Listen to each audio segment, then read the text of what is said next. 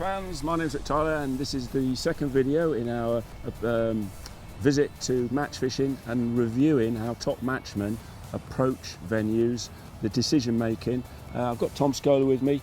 Tom, you are well known as a natural venue man, and I've seen you on numerous occasions having great success, obviously knockout competition and on the Trent. You brought us down.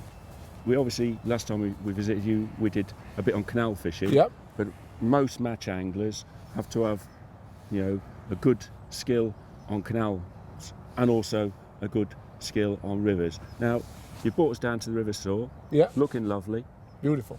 I saw last night you were studying the apps, looking at what the rivers levels are doing. So you've already done a bit of preparation before you've come down here. What's your thinking process when you actually get to a venue like this, and how you're going to approach it? Definitely. I mean, obviously more than any other type of venue, Rick, rivers are affected by the weather, obviously, rainwater going in. Often it can be a good thing if a bit of rain goes in. In this particular instance, I'm not sure, because it was very, very cold yesterday and the night before. As anybody who saw our canal fishing video will know. Yeah, we got rained off the bank. It was a bit damp, but there was a lot of sleet as well, wasn't there, earlier in the day, and that's never good. And when you twin that with a lot of salt on the roads, it can have a negative effect. But, we're in a slightly different part of the country here, down near Loughborough. It's not forced to have affected it negatively. The river levels actually went up yesterday, as you'd expect, and they started to come down. Now, often, when a river's dropping, that's the best time to fish it. So it could be that we catch a lot of fish today. I'm really hopeful. In terms of deciding where to fish, you obviously come up with plans and ideas when you get to your peg, but it's not until you put a plummet on that you can really sort of set in stone what you're going to do.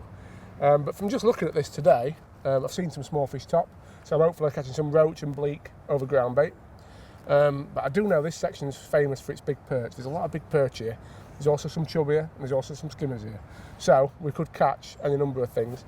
And I want to cover my options with a big fish line too. And for me, that'll probably mean fishing chop worm on the long pole, with an option of putting caster over the top with a lighter rig. But I also might fish a line down the peg. As I say, though, I just want to get that plummet in. We're still quite early on in the winter, so to speak. So there's a chance that a lot of the weed won't have died away just yet. So that's another thing we've got to consider, where we can actually get into fish. I mean, looking at the river, it doesn't look too bad for weed, but it's not until you get a plummet on and go out that you actually know for certain, I noticed as well, you were also looking at the last match results. Yes. Just to see what pegs had produced. How does that affect your sort of decision making when you're on a match? I suppose you're looking to see what sort of weight you're going to probably need to win the match, and I suppose to a certain extent that's going to impact on the sort of plan you're going to put in place to actually achieve that. Definitely. I think it's just something else to bear in mind. You can't ever really formulate a concrete plan based on anything with a river like this, because it does change so much with the weather. And as you say, we had our Soar Valley Winter League on here last Sunday. 4 kilos won the section, John Harper from a peg just round there. But you've got to be conscious when you look at things like that. I'm led to believe he caught some big fish for that. So there was a lot of consistent sort of 2 or 3 kilo weights around here. And that tells me that this is where the small fish are shouldered up. So I'd rather take my chance, sit here, know we're going to catch some small fish, and then obviously that's your video, or if it's a match, that's your points, that's your team points in the bag, catching small fish. Yeah. And then obviously if we do catch some bigger fish, that's a bonus. Yeah. So okay, let's crack on. Show us how you're going to do your mix. Yeah, we'll go and mix some ground bait. And set your rigs up. Right, Tom, the first thing I've noticed is your ground bait that you're going to be using is very similar to the ground bait you had on the canal. I know you're not using bloodworm and joker today, but you've still got lean, and that does surprise me a bit, because I really just put myself in the mindset that lean was generally what you use when you're fishing with bloodworm and joker. Yeah. So what's the reason behind your choice of ground baits for today? Well, as you say, I think I mentioned yesterday on the filming, a lot of ground bait choice is down to confidence, Rick. And these 3 mixers I'm supremely confident in. Secret, obviously a sticky mix. Roach, love it. It's one of the few ground baits that when you catch a roach, when you're fishing over it, they're often spewing it out. They actually eat the ground bait. Gross Gardons, similar. I think that's a great sort of all-round, I'd almost call it a bulker, because it doesn't really change the characteristics of your ground bait. It's a nice sweet mix though, and you can add it. And the Frenzy-Dent Black, I spoke about that before, that makes it nice and dark. In terms of what I do a bit differently on a river, like sometimes you don't finalise what you're actually going to do until you get to your peg. And I'm a big believer in, you shouldn't set anything in stone with river fishing until you've been down, looked at your peg, decided what you're going to do. It's a little bit different if you know, for example, that you're going to have to mix up. You're planning on chucking 10 balls in sort of evening bloodworm fishing. That's a prime example of when it's different to that, because you know roughly what you're going to get. Yeah. So you can actually do your mix in the morning, and that'll save you time. But something like this, it's nice to come down, have a look at your peg, decide where you want to fish and how you want to fish, and then actually plan your mix from there. Now, you mentioned the lean. I'm going to be very, very clear about this. This is not for my roach line. This is not for where I'm putting ground bait with an intention of catching conventionally on the bottom. All this is for, I'm thinking about targeting bleak today. Right. So if I do, I'll mix some lake and some lean together, and that'll be what I use to target them. But to be fair, so this is you just your damp lean as opposed to your earth. Yeah. And presumably that's just to give it a cloud effect. That's all it's for. Yeah. You sort of chuck a little bit of that in, lake and lean mixed together, nice and sloppy.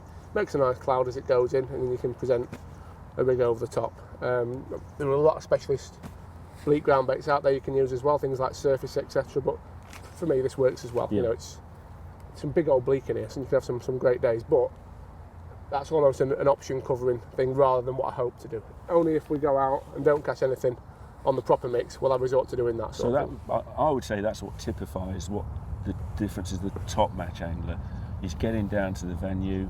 He's actually studying the thing. He's giving himself a few options, feed and rig wise, and then he's seeing how that peg will develop. Yeah. So the plan is adaptable from moment one. Yeah. Which means if you've got anglers left and right of you that are going to try and come up with a plan that's going to mesh your plan up, which is what match fishing is all about, it's going to be difficult because you're adapting, and I suppose that's where you sort of start to see where the cream always rises to the top, because they can see those opportunities arising through the day. I think so. I mean, it's interesting as well, Rick, on here this year up to now. I've fished it a few times in our winter league, and the fish have actually been backing off ground bait. Ground bait's not been very good, for want of a better way of putting it. So you're probably thinking, well, why are you still putting it in then? Well, the river's actually changed, as I said, it's a bit of rain, a bit of colours come into it. So I think it's daft not to start your peg off with a little bit. Now, I'm going to mix this up in a minute. It's important, I believe, if you are going to take the choice of doing it on the bank, you don't want to be whizzing a drill up behind your peg. I'm a big believer, you know.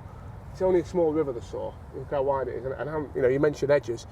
I'm convinced if an angler were to sit here and drill on the top of the bank, that would help my peg out. If it gives a fish somewhere to back off to. I'm not mixing loads up, so I'll just do it by hand, really.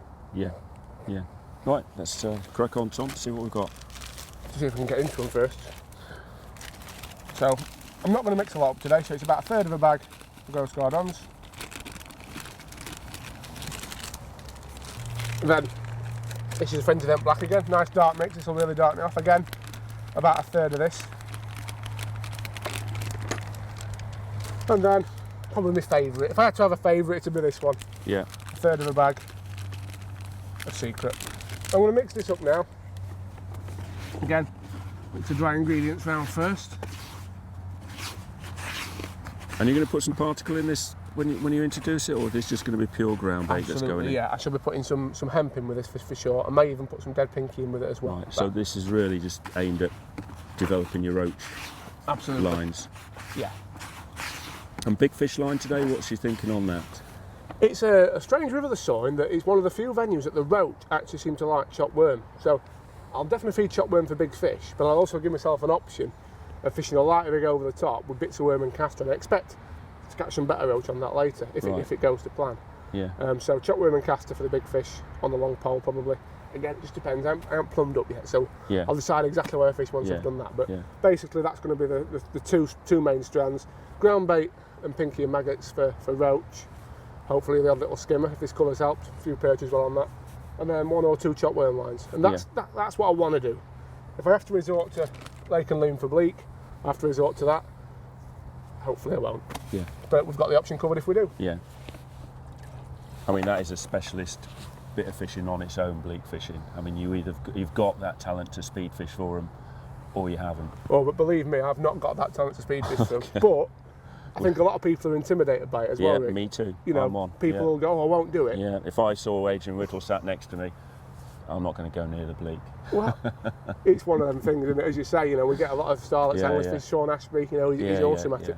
I suppose that's also a problem if you've got a big name angler. For someone like me that's just a club angler, you're also very wary that if I'm just going to go against him, doing what he is an absolute master at, how on earth can I compete? And I suppose you've got to get over that. It's like any sport. If you don't believe it, then you're not going to achieve it. I think that's so right. And also, just look at this river where we are today, Rick. I mean, it's on a bend, you know.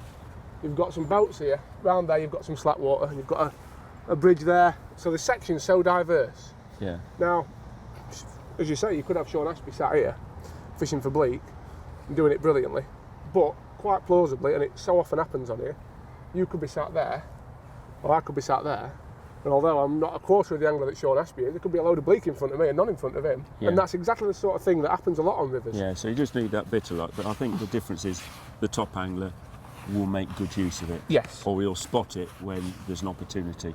Yeah, I think that's important though, and you know, in what we're trying to get across here to anglers who are maybe looking to improve. Never ever be scared or intimidated of trying anything, because fishing is so much down to the draw, you know.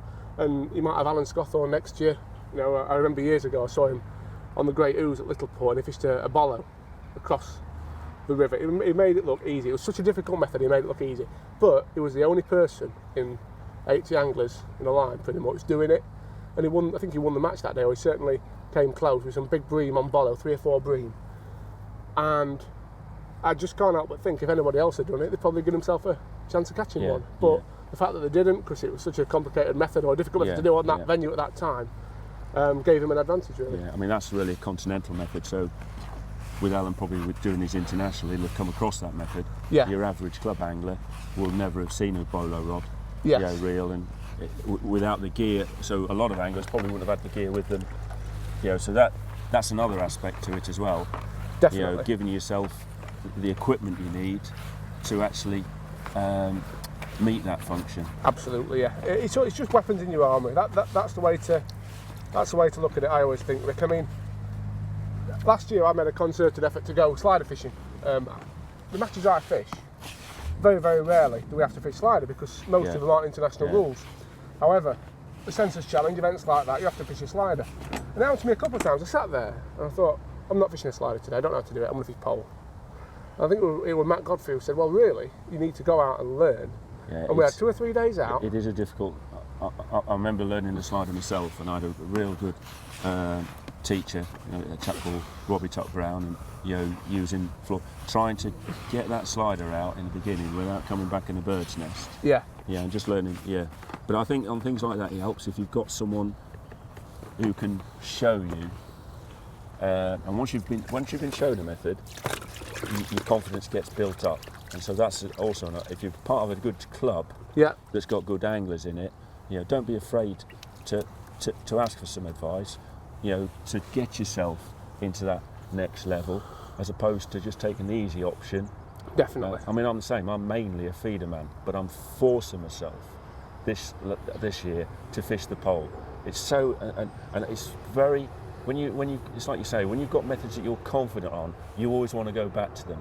And you've got to force yourself to go and stick with some of those methods where you're not confident until you get some success.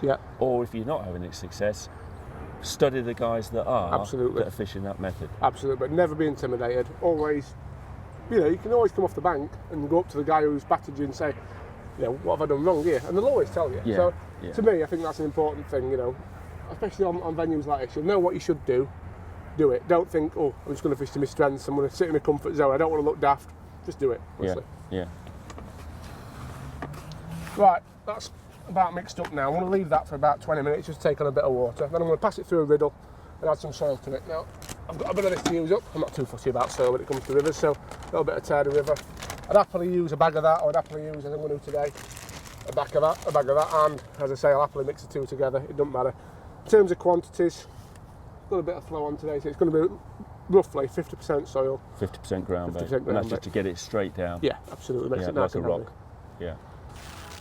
Right, Rick, so I've been sat down for a while now, plumbed up all my rigs. I'm just going to talk you through roughly what I'm going to do. I spoke earlier about the need for 2 lines to cover your options. You want a small fish line and a bigger fish line, basically. one that's going to get you some bites, put you some fish in the net. In a match situation, that's your bread and butter. And then you've got a bonus fish swim as well, which could potentially, hopefully, yield 1, 2, 3 bonus fish. And that's the line that you're going to win the match off. If you're going to win the match, you're either going to have a red letter day on your small fish, or you're going to catch some big fish to go with them. Right, so small fish first.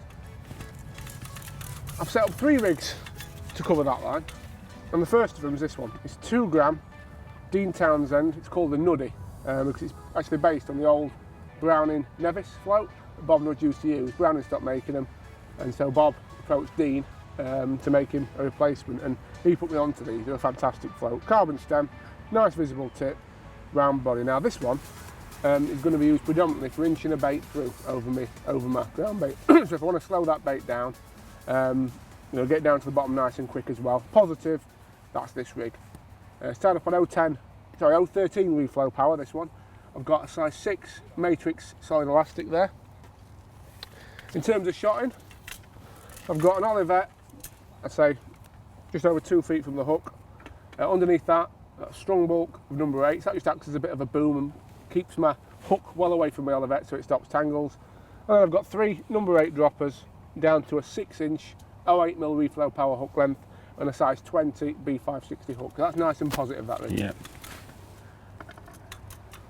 Right. On to the second rig then, Rick, and that's this one. I'd expect, I say the word expect, this to be the rig I catch most of my fish on today. But it's amazing how often you think you know what's going to happen and it don't go to plan. So it's really important to cover your options. But this is the one I'd put money on being the best. It's a 1 gram Census Series 18. It's tied up to 010 reflow power. I've got a 0.6 gram Olivet on there, one of the Preston Olivets, and a strong bulk of number 8 shot underneath it, again, as explained, just to kick that hook length, keep it well away, stop tangles. It's worth saying with Olivets, I lately have started using lighter Olivets than I ever used to. I mean, in days gone by, I probably on a 1 gram float I might have used a 0.7 or 0.8 gram. And then just Olivet a couple of shots. And tried to get, less shot. But the beauty of having more shot is 8 gives you more options if you did want more droppers. But also, the fact that you can have that little boom really does just help stop tangles really. Yeah.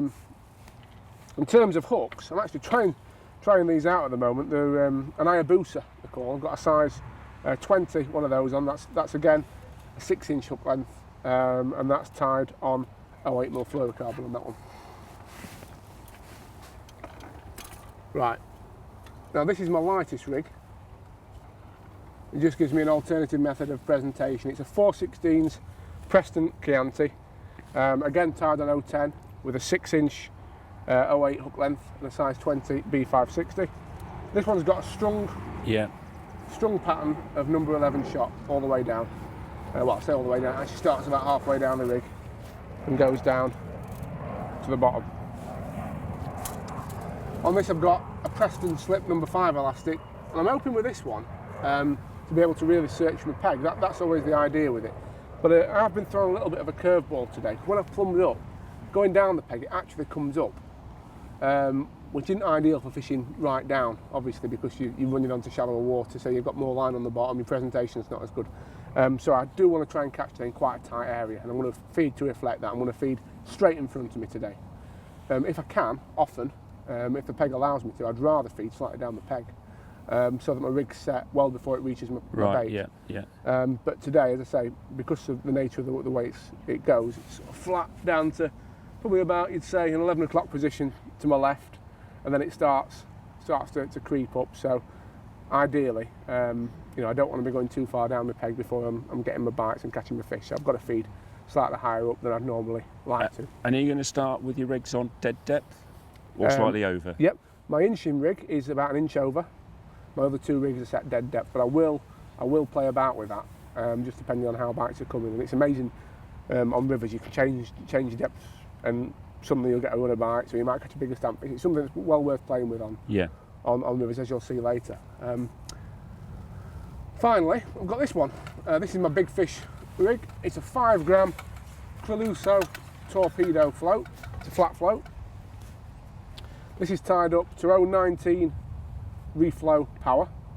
So it's a proper sort of beefy rig, this one. Black hydro elastic on this one. And I've got a 5 gram Olivet, but it does actually take a bit more than 5 gram, these floats do. So I've got some trimmers there, non-toxic number 1s.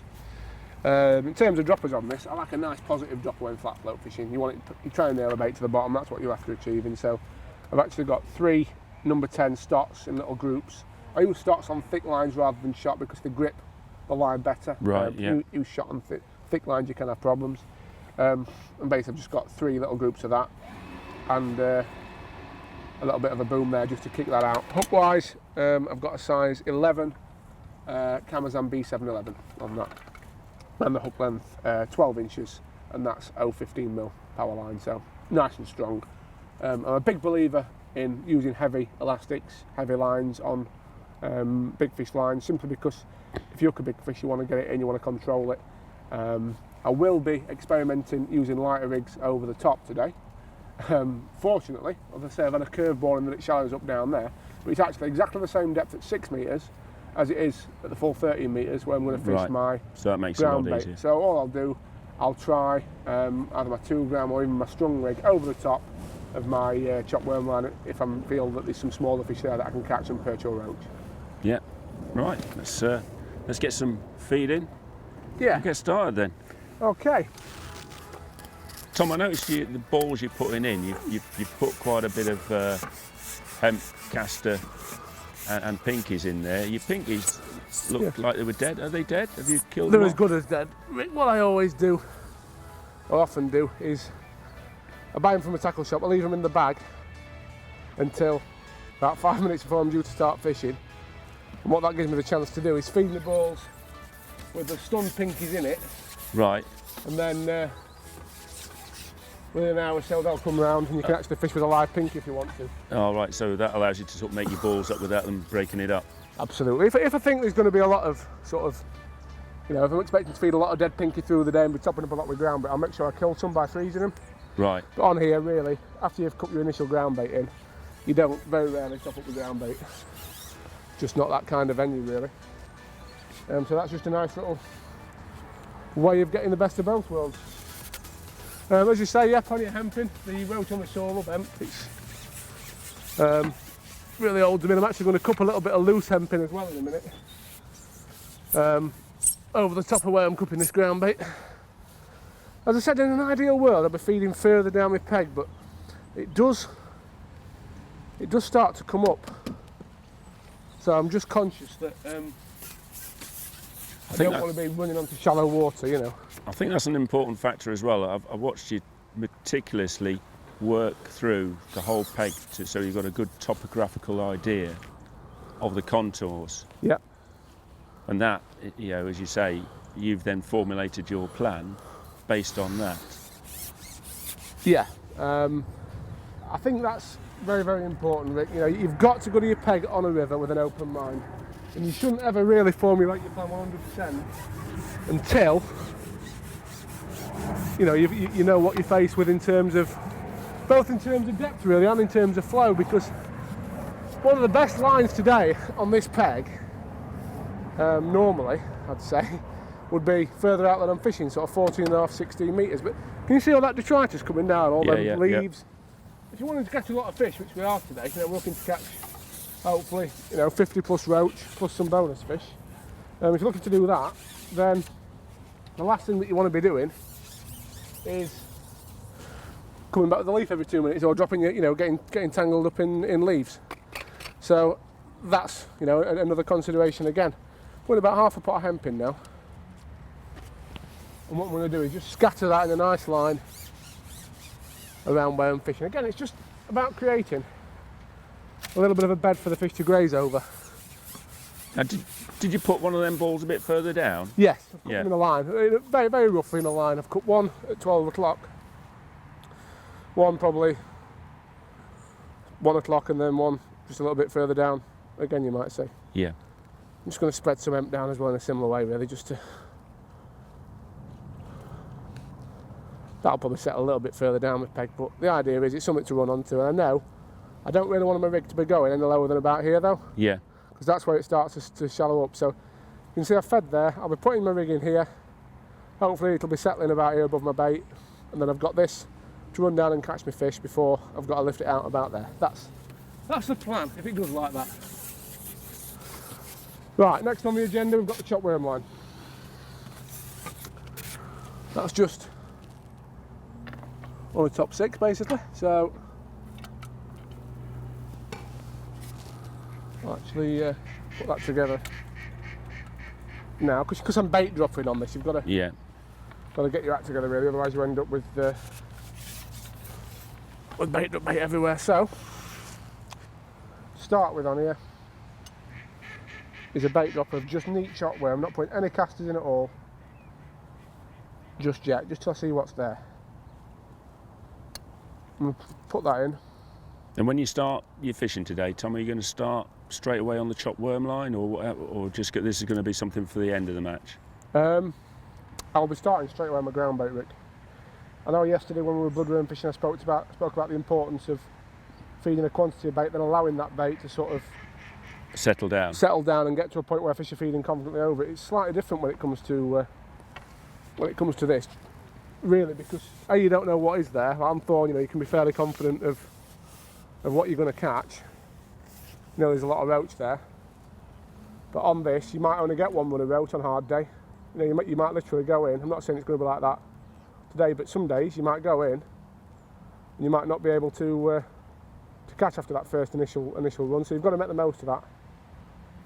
Hopefully it'll be a bit better than that, but it's all about covering your options really. That's some chop worm fed down, and again I've not fed a lot of bait, you'll notice that.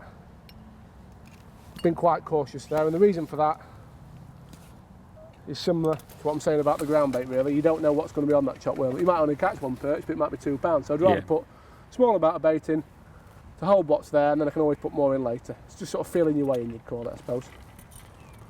Right, always start, well, in my opinion, you should always start on your heaviest rig. Allows you to really inch your bait through. I'm actually going to start on a fluoro maggot.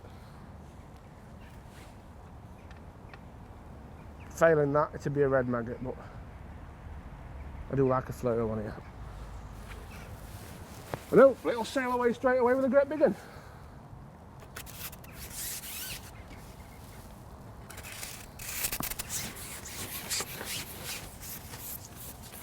It's always nice when that does happen, but all too often it doesn't. So what's your process of thinking, how much long are you going to give this rig if it doesn't produce any results? Not very long. I'll have 2 or 3 runs through with it. Unless I miss a bite, then obviously that changes things, but I'll have 2 or 3 runs through. As it happens, we've got one.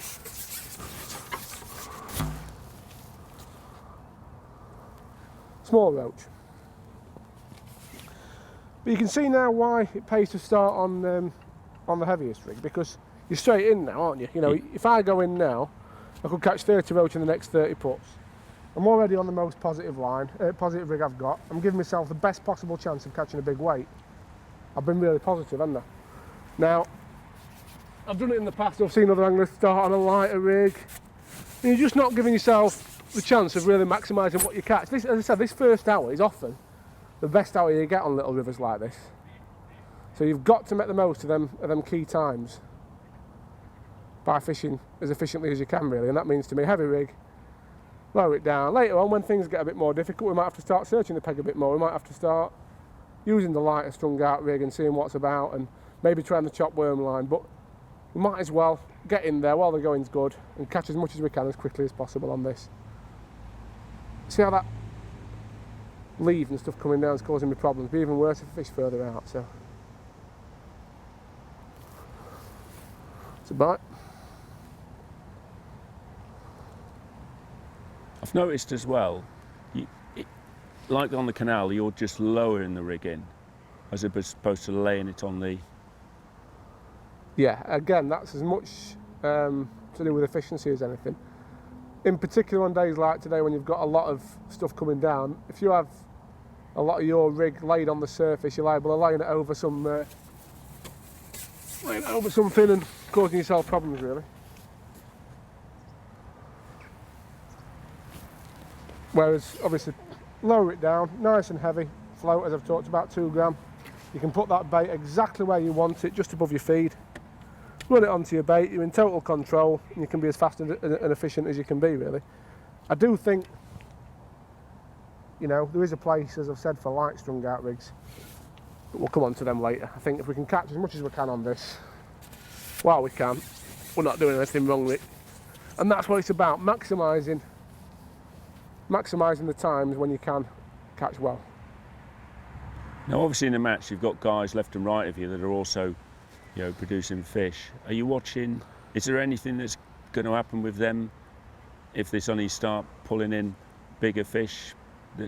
How are you going to? How would you react to that? What would you end up doing then? I try not to think about it, to be honest. I get what you're saying in terms of would I change my plan to cater to what they're doing, and the answer is probably no. Simply because, you know, you've got to make your bed and lie on it, really. You know, this river attracts anglers who fish things like hemp or fish bread. There's probably 20 different ways you could have fished this peg today. And on some days, some will be better than others. You know, but because you've got quite a limited amount of water to work with on little rivers like the Soar, you know, you've only really got one good long pole line and a short pole line today, you know, to fish out the way of them leads where you're going to catch efficiently. I don't really think there's much room to change. You've got to commit to what you're going to do. You've got to give yourself options of catching good fish like we have, and then you just got to basically hope for the best and do the best you can, really. I think another important thing that you'll notice that my elastic's set quite tight on this, and it's swinging fish to hand. That's again in line with my theory about making the best of the best time of the match. You'll notice my lighter rigs, as I talked about, like for example my Chianti, is on a 5 elastic. So a lighter elastic again, and that's because when you're probably going on that rig, you probably are having to take a bit more time, make sure you're getting what you hook. And you know that part of the match for you, maybe you're going on that in the 4th hour when it's slowed off. You know, that's important then to take your time, land what you hook, etc. But for this, it's clattering. You know, there's fish on that. Oh, missed that one. You can see there's a lot of fish come to that bait straight away today, isn't there? Right, Tom, you've been fishing that 20 minutes now, and you've been basically getting almost a fish a chuck. How long would you say you would normally give it before you try your big fish line? Normally about 20 minutes, Rick, to be fair. I'll go on it in a minute. The reason that I like to have a quick look now is that, as I said, you know, I put a small amount of bait in. I think the probability is there'll be quite a few fish have settled over it, and hopefully we'll catch 5 or 6, 7 dumpy perch straight away. Maybe we won't get a bite on it though, right? And this is where it's important. If you go in and sit for 100 seconds and don't get a bite, you've got to come off it, in my opinion. You know, you've got to give yourself a very strict time frame when you're catching on another line to try a bonus fish line, because it's very, very easy to get sucked into wasting time when you could be putting small fish in your net, sat waiting for a big one. And to be honest, 90% of the time, if you're going to get a bite on it, if you're going to catch a bonus fish, you'll catch it fairly quickly anyway. So we'll ship that.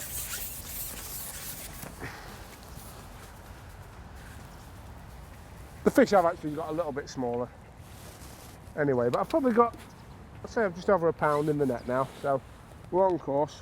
If I can top that up with a pound perch, all the better. If I give this 100 seconds and don't get a bite, I'll be straight back out there looking to keep some smaller fish going in the net though. I noticed as well, after about 4 or 5 fish, you came off your 2 gram rig and went onto your gram rig. What was the reason for that? Yeah, as I said, you've got to start on your heaviest rig because that gives you the chance of catching the most efficiently as you can, and sometimes you can clatter on it for quite a long time. And today I just felt after sort of 10 minutes that I was missing the odd bite, and occasionally I was coming back with a bust bait and not getting a bite. So when that's the case, I think it's very important to change what you're doing. Lighter float generally means you miss less bites, Little indication there straight away on the flatty. So in my head now I'm counting. I'm not going to give this more than 100 seconds before I come off it. Did you notice, Rick, as well, how I put my rigging on this line then? Yeah. Really slap that Olivet on the water.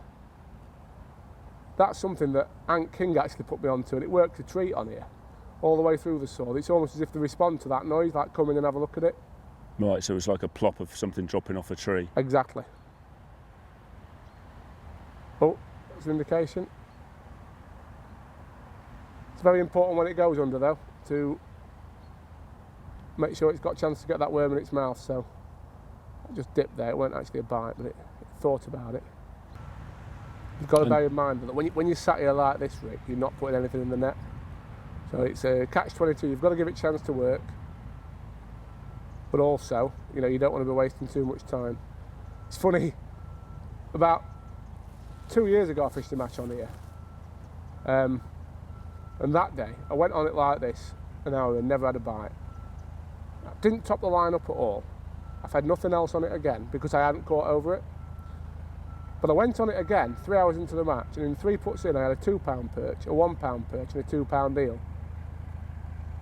You know, so I put sort of well, that'd be £5 in the net in 15 minutes.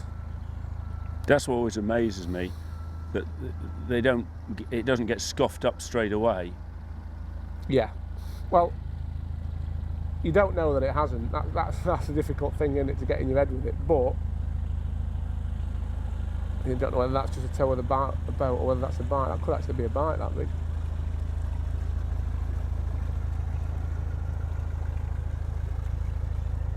Yeah, you don't know whether it has or not, but the thing I do to try and counteract that chance is chop my worms nice and fine, so there's always going to be some nice smelling particles on the bottom for fish to settle over. And when you do go on it, as I say, you know, I'd like to think that if a load of perch had been in this first 20 minutes and cleared this up, there'd be a few stragglers left and I'd have an indication of them. Now, I've had a couple of indications, but not a fixed bite. So there's obviously some fish in the area. In a minute, I'm going to come off this, go back long, and then I'll probably keep dropping on this. That was a bit of an indication there. Let's check that worm.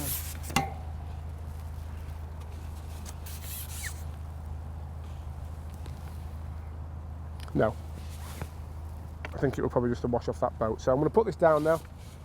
I'm going back out there on the long line, keep something going in the net, and I'll just keep dropping on that chop worm swim intermittently. What about every 20 minutes?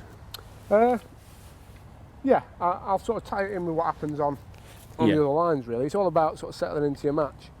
I have noticed that the stamper fish on this were just dropping a little bit, so I might have to start either loose feeding or I might take a decision to pick up another ball of ground bait. And as I said, normally it's the death nail on here when you do that. It doesn't really work at all, so I'm thinking of a loose feed approach being best today. The only thing that's making me think, I wonder if cupping some ground bait in would be nice, is that, again, we've just got that touch of extra colour. So I don't know whether, you know, it might be a ground bait day today, but I think what I'm going to do, Rick, I'm going to have a couple of runs through, just see how that little break I've just given it has affected it. If I'm still catching, I'll keep shipping the fish back, do nothing, but if it has dropped off, I'll probably start flicking the odd maggot and bit of hemp onto the line, just to hopefully hold the fish's interest. But, you know, into another boat straight away there, dumpy fish, oh, you can get it in the net, and you know, in a match situation you'd be very happy, wouldn't you, putting fish like that in the net? Yeah. Oh, Tom, I see you've come back onto your worm line and you've had quite a chunky perch straight off. Yeah, strange on this river, Rick, really. I've just found with chopped worm, you'll get at some point in the day of your line a run of fish, and the key is to capitalise on it when you do. Often you'll not get a bite on it for a set amount of time. Could be sometimes it's an hour, sometimes it's 2 hours, sometimes it's 3 hours. And you'll go on and sometimes you'll catch 10 in 10 chucks. It's almost as if a little group of them have found your bait or whatever, or sat over it. Now, I haven't topped this up yet, but I have just had that perch over it. If I don't get another bite, I might be inclined to put some more bait in. Or and then come back to it in 20 minutes? Yes, exactly that. I think, the difficult thing is you never know exactly what's left on the bottom, do you? But normally I'd hope to catch a runner fish now. If I don't get another bite, I think I've got to resign myself to the fact that this chopped worm line isn't what I hoped it'd be. So then I can afford to treat it as a little bit more of a throwaway line, feed a bit more bait on it, and then keep going back and having a look on it. So there are other days you can go in that, that after 20 minutes and catch a runner perch. There's loads of them in this river, but they're not in every peg, so you've got to feed for them. But the main thing, I'm going to catch a weighter fish today on that long line. I've noticed as well, Tom, you've started loose feeding your long line now. Yeah, what was your decision? Were you always planning to loose feed it? I think so, Rick, yeah. If everything had gone to plan, that was always what we were going to start doing, because it's a big risk on here to cut more ground bait in. For some reason, on some days, it really does kill your peg. So you're much better off pinging bait on that line, nice and steady, and then you'll often catch some better fish later on baits like castor. Hemp used to be a great bait on the river. In years gone by, people like Tony Marshall, Pete Jays, these kind of anglers used to catch some big old weights on hemp, but this year it just doesn't seem to be the case. So I'm loose feeding some hemp. I'm not going to fish hemp on the hook. I'm also loose feeding some casters, just to keep some bait going through the water, and hopefully I'll still be able to keep some fish coming from that line right through the day for that reason. You're just building your peg all the time, and hopefully later on we'll catch some better fish on caster. Again, I'm not going to give this too long. I've just had that fish, so the way I always see that buys me a bit more time on it to try and catch another. I've not caught another. We're 2 hours in now. I've had one perch off it. Now's the time I think I can afford to take a little bit of a gamble, put another bait dropper in, so that's what I'm going to do on this line. We count to 10, then I'm off it. That's the lure of it though, isn't it? You sat there thinking at any moment it could go under a 3-pounder. That's why it's so easy to be sucked into it.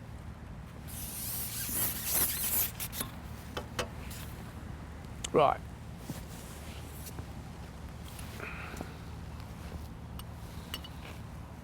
This time I'm going to feed some worms and some casters. I'm going to put a full bait dropper of each in.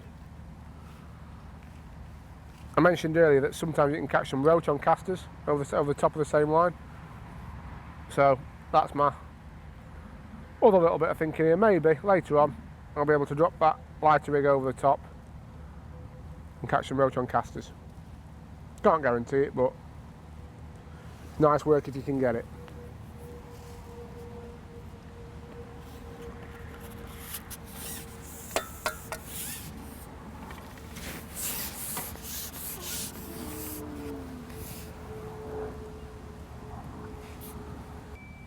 It's really worth taking your time when you bait drop it, really, to make sure, it does pendulum over where you're actually fishing, because see a lot of anglers swing the bait dropper in and drop it straight down. Well, obviously a bait dropper is a significant weight, it does swing, So if you were to go in, swing it out and drop it straight down, very often it can be actually feeding past your pole tip. Right. Whereas that, obviously I took my time to lower it there. If I lower my pole tip straight down now, what you can see, when I'm fishing, dead over my bait.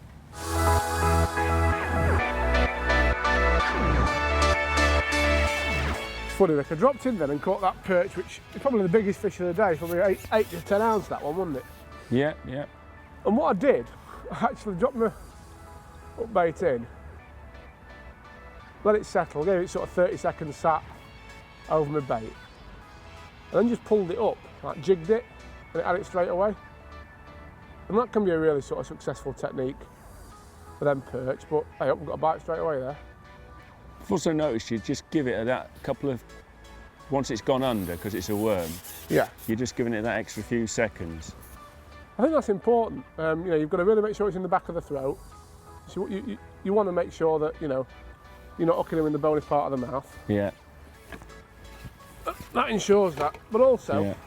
I mean, that's a pound of fish you just put in the net in about 2 minutes.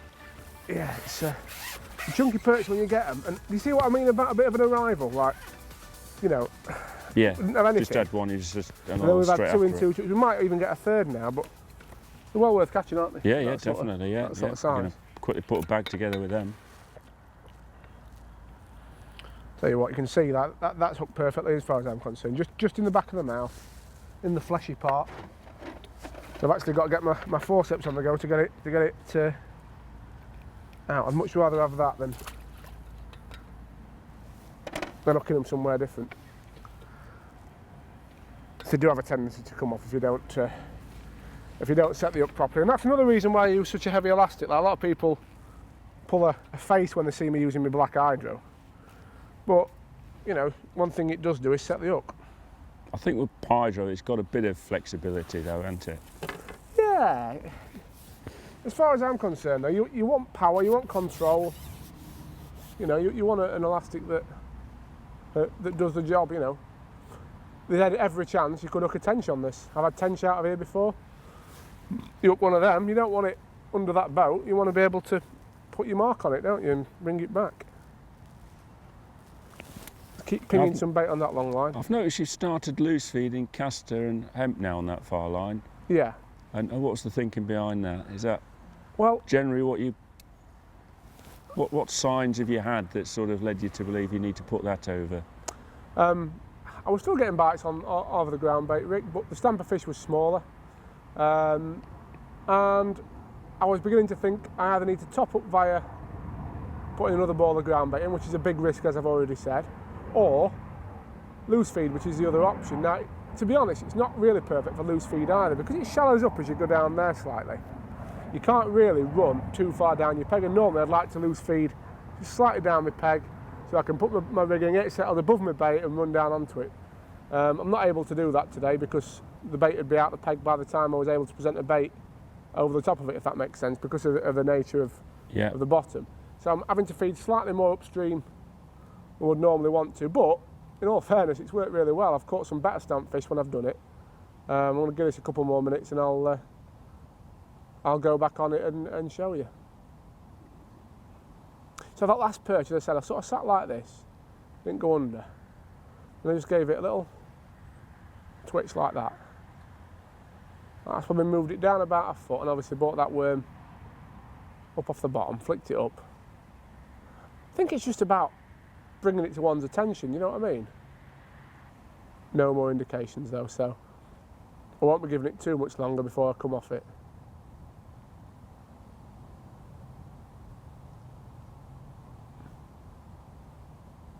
I'll tell you what it is making me think though, Rick, the fact that those two fish have come after I've topped up the line. Today might be a day where being a little bit more aggressive with the feeding is the way to go.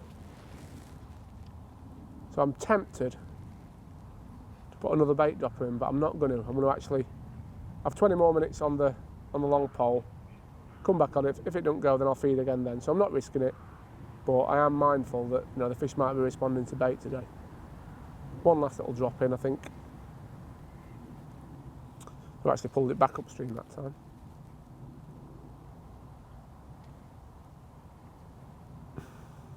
Another aside actually that I probably should have mentioned at the start, Rick, I'm using a flat float today, 5 gram, because the flow is quite strong and I want to present a static bait.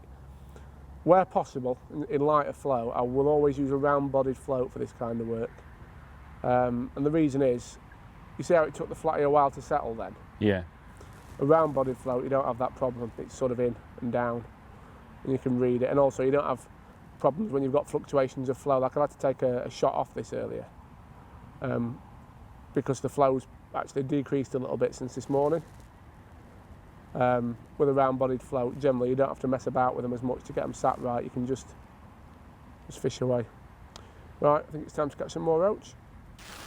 Since I've been loose feeding that hemp and castor, Rick, I've actually started fishing a castor on the hook, and I've had a few better fish on castor. Not massive, but 2, 3, 4 ounce things. And I would expect, to be honest, the way that these fish are responding to loose feed, I'd expect that to carry on happening as the day goes on.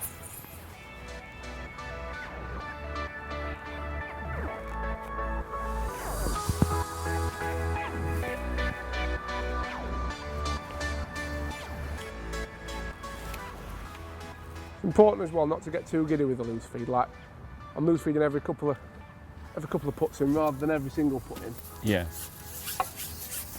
Because the last thing you want is, I don't think it'll happen, but oh, got a better fish actually.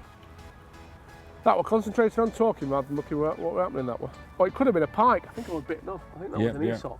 Yeah. No, I was just saying how we hadn't seen one today yet, and then that happened.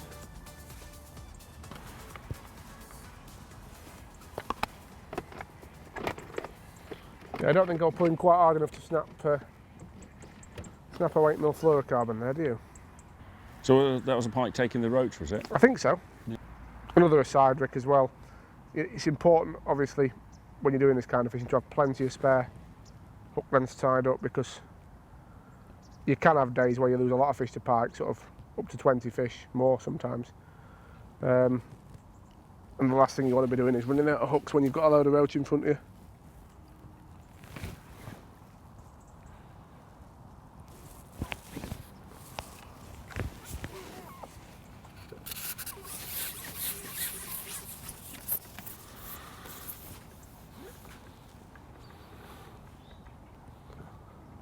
Bit of a better day than the canal session, Rick, isn't it? Yeah, I mean the canal was good, but you can certainly see there's a better stamp of fish here. It's not quite as cold and wet. That's what I was meaning, more the weather. It's a lot more pleasant, isn't it? Yeah, it was quite an evil day. Plenty of bites though. It's a nice thing. Now you see, I've not had a bite on that run down to well down past where that last fish was intercepted by the pike, so that does make me think that it probably was that. And it's a little one. Yeah.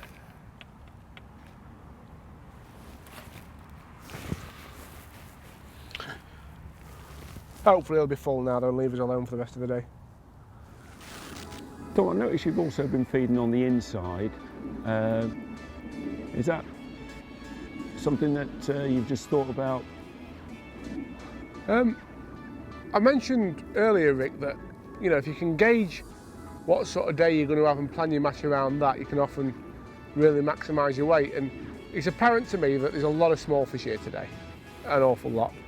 And although I'm glad I started off fishing at 13 metres, because obviously you don't know how the peg's going to respond, you've got to cover your options and play safe. I do think that the number of fish that are here will mean we'll be able to catch really well for the last hour on the short line. The chop worm line, which I fished at 6 metres, has produced a few nice fish, but bites have subsided on that, and I've fed that again quite heavily and not had any more. So I'm happy now to write that off and say that I'm not going to catch any more sort of perch on that. And by loose feeding casters and them on that short line, I'm giving myself the chance of catching really, really quickly for the last hour. So I'm hoping to go on that and really clatter them. I think it's important just to feed it a little while before you go on it though. I've probably been feeding it for half an hour now, just to try and build the confidence up of any fish that are there.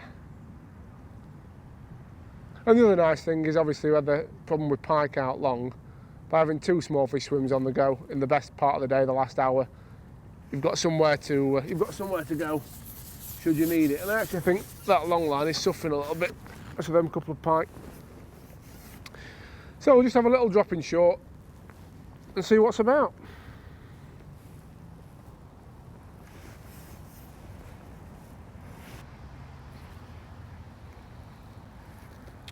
And obviously the nice thing about catching to hand is it's so much quicker, Rick. You can just swing your fish in, there's no shipping in and out. And hopefully, if we keep feeding it and working on it, we'll be able to get some bigger stamp fish there as well. So should be able to really clatter them for this last 90 minutes of the session.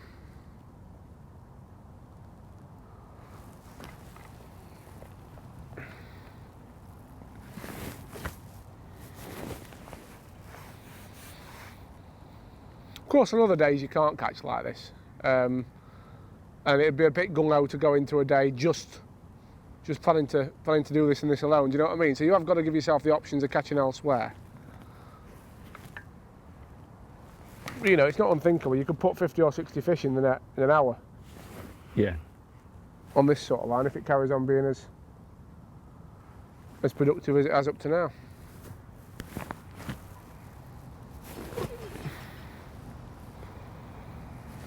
I guess the biggest difference is, of course, on a match, you probably wouldn't be able to pull fish in as we've pulled in today.